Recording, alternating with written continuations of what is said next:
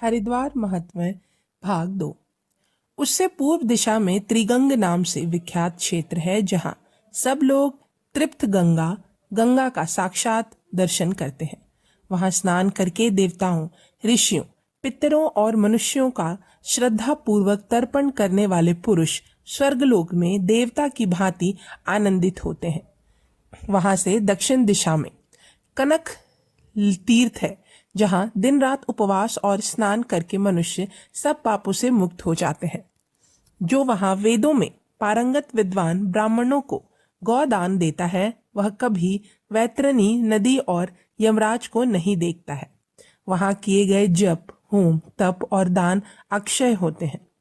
वहां से पश्चिम दिशा में कोटि तीर्थ है, जहां भगवान कोटीश्वर का दर्शन करने से कोटि गुना पुण्य प्राप्त होता है और एक रात वहां निवास करने से पुंडरिक यज्ञ का फल मिलता है।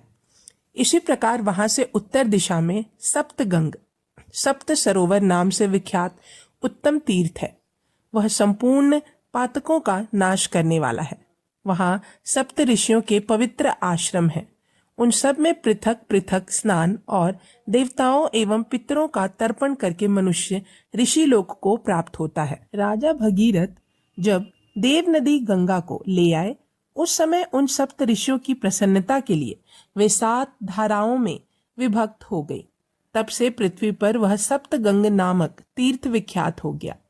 वहां से परम उत्तम कपिलाहार्द नामक तीर्थ में जाकर जो श्रेष्ठ ब्राह्मणों को धेनु दान करता है, उसे सहस्त्र गौदान का फल मिलता है। तदंतर शांतनु के ललित नामक उत्तम तीर्थ में जाकर विधिवत स्नान और देवता आदि का तर्पण करके मनुष्य उत्तम गति को पाता है। जहाँ राजा शांतनु ने मनुष्य रूप में आई हुई गंगा को प्राप्त किया और जहाँ गंगा ने प्रतिवर्ष एक एक वसु को जन्म देकर अपनी धारा में उनके शरीर को डलवा दिया था, उन वसुओं का शरीर जहाँ गिरा वहाँ वृक्ष पैदा हो गया। जो मनुष्य वहां स्नान करता है, वह गंगा देवी के प्रसाद से कभी दुर्गति में नहीं जाता। वहां से भीम स्थल में जाकर जो पुण्यात्मा पुरुष स्नान करता है, वह इस लोक में उत्तम भोग भोग कर शारीरिक का अंत होने पर स्वर्गलोक में जाता है। स्कंद नारद से कहते हैं, हे नारद, मैं तुम्हें मनुष्य की मुक्ति का एक उपाय बताता हूँ। जो लोग एक बार भी श्री हरिद्वार में गंगा स्नान करते हैं और फिर संसार में जन्म नहीं लेते, चाहे करोड़ों कल्प बीत जाए। हे मुने, 3.5 करोड़ तीर्थ हरिद्वार तीर्थ में निवास करते हैं। जिसने हरिद्वार तीर्थ में स्नान किया, उसने समस्त तीर्थों में स्नान किया। ब्रह्मा कुंड से दक्षिण की ओर कुशर्वत नामक महातीर्थ है। यहाँ स्नान, दान, जप, होम, वेदादि पाठ, श्राद्ध तथा तर्पण आदि से जो कुछ किया जाता है, वह करोड़ों गुना अधिक होता है। हरिद्वार, कुशावर्त, बिलवकेश, नील पर्वत तथा कनखली तीर्थ में स्नान करने से मनुष्य को पूर्व जन्म नहीं लेना पड़ता। पुण्यात्मा पुरुषों को हरिद्वार के दर्शन होते हैं। विशेषकर इस तीर्थ में स्नान, दान आदि का महत्व मेष सकर क्रांति होता है। जो इस क्षेत्र में बृहस्पति के कुंभ राशि पर और सूर्य मेष राशि पर रहते समय स्नान करता है, वह साक्षात बृहस्पति और दूसरे सूर्य के समान तेजस्वी होता है। सोमवती अमावस्या में अथवा अन्य किसी अमावस्या में एवं माघ, वैशाख तथा कार्तिक मास से इस हरिद्वार तीर्थ का दर्शन तथा स्नान आदि का बड़ा महत्व है। ज्येष्ठ के महीने में शुक्ल पक्ष की दशमी के दिन केवल स्नान करने से परम धाम की प्राप्ति होती है, जो कि योगिकाओं योगी भी दुर्लभ है। हरिद्वार स्वर्ग के द्वार के समान है, इसमें संशय नहीं है। वहां जो एकाग्र होकर कोटि तीर्थ में स्नान करता है, उसे पुंडरिक यज्ञ का फल मिलता है तथा वह अपने कुल का उद्धार कर देता है। वहां एक रात निवास करने से सहस्त्र गोदान का फल मिलता है। सप्तगंगा, त्रिगंगा और शक्राव्रत में विधि पूर्वक देव ऋषि पितृ तर्पण करने वाला पुण्य लोक में प्रतिष्ठित होता है। तदंतर कनकले में स्नान करके 3 रात उपवास करें ऐसा करने वाले अश्वमेघ यज्ञ का फल पाता है और स्वर्गगामी होता है।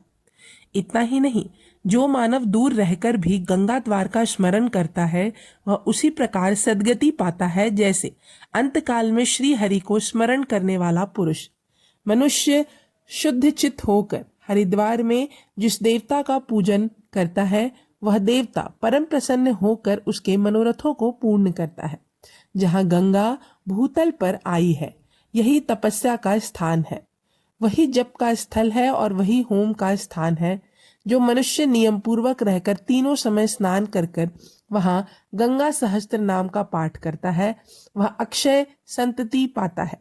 जो नियम पूर्वक भक्ति भाव से गंगा द्वार में पुराण सुनता है वह अविनाशी पद को प्राप्त होता है।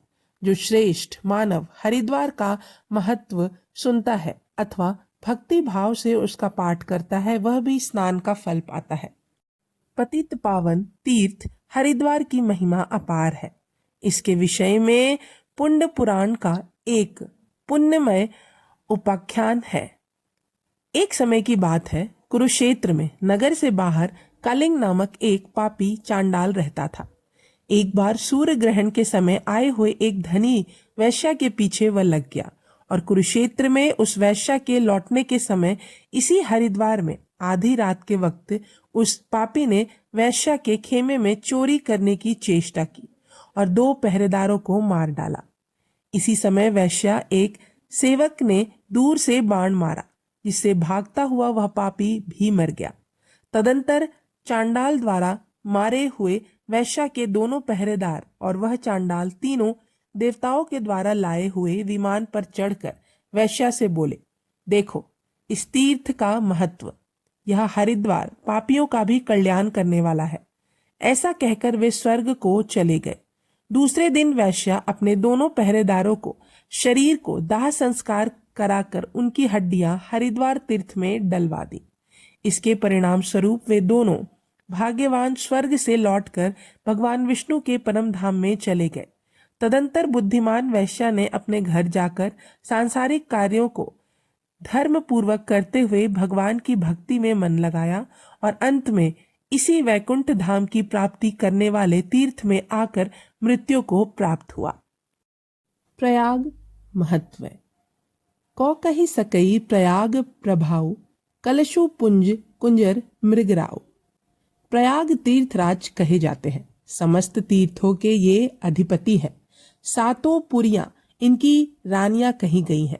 गंगा यमुना की धारा ने पूरे प्रयाग के क्षेत्रों को 3 भागों में बांट दिया है। ये 3 भाग अग्नि स्वरूप यज्ञ वेदी माने जाते हैं। इनमें गंगा यमुना के मध्य का भाग ग्राही पत्याग अग्नि, गंगा पारक का भाग दक्षिण अग्नि माना जाता है। इन भागों में पवित्र होकर एक एक रात्रि निवास करने से इन अग्नियों की उपासना का फल प्राप्त होता है। प्रयाग में प्रतिवर्ष माघ में मेला लगता है। इसे कल्पवास कहते हैं। बहुत से श्रद्धालु यात्री प्रतिवर्ष गंगा यमुना के मध्यम में कल्पवास करते हैं। कल्पवास कोई सौर मास की मकर संक्रांति से कुंभ की संक्रांति तक मानते हैं और कोई चंद्रमा मास के अनुसार माघ महीने भर को मानते हैं। यहाँ प्रति 12 वर्ष कुंभ होता है। कुंभ से छठे वर्ष अर्ध कुंभ पड़ता है।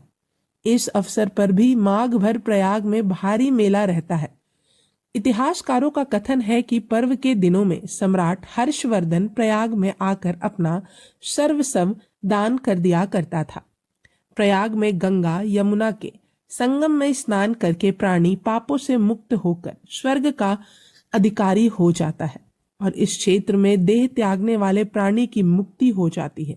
ऐसे वचन पुराणों में प्राप्त होते हैं। प्रयाग के महत्व सारे वैदिक साहित्य भरा पड़ा है। पुराणों का वचन है, जैसे ग्रहों में सूर्य तथा ताराओं में चंद्रमा है, वैसे ही तीर्थों में प्रयाग सर्वोत्तम है। जो पुरुष यहाँ के अक्षय वट का दर्शन करता है, उसके दर्शन मात्र से ब्रह्म हत्या नष्ट हो जाती है। यह अक्षय वट आदि वट कहलाता है और कल्पना मात्र से ही देखा जाता है।